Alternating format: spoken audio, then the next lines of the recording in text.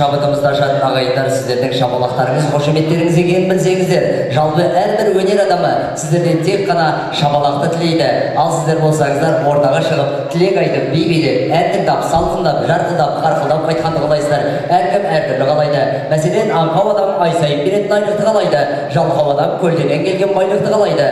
Салқын су тамақтан өткенін қалайды, шаруа кетпенін қалайды, сараңдар қонақтың тез кеткенін қалайды, шегенің сырын білеттер балғаны қалайды, бақтың сырын білеттер аборттай алманы қалайды, аттың сырын білеттер жүйрігін қалайды, тақтың сырын білеттер әділ билігін қалайды, соғыстың сырын білеттер бейбітшілік орнағанын қалайды, тойдың сырын білеттер төбелестің болмағаны қалайды. Ал бүгінгі той нені қалайды, кім біледі ағайын? Көңілді өткен дейді. Дұрыс айтасыздар.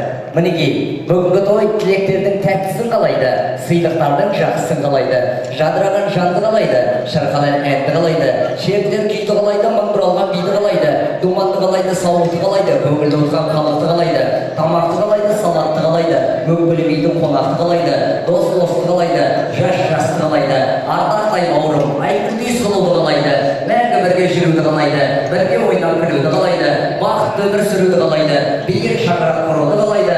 Ал отырған ағайын ардақпенен айгүлдің құрметіне шапалағын аямай ұруды қалайды.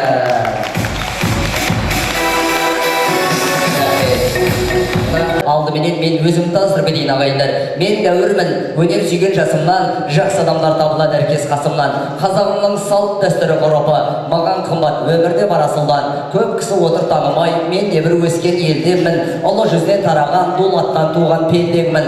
Сырдың топырағы бұйырған, Қызылорда деген жердемін. Қарындасымның тойы болған соң, жас шашу алып келгенде тойларыңыз басқарып тұрған мен болам ағайындар. Келгеннен күліп ойнап, билеп тойлап айтқанға не жетсін?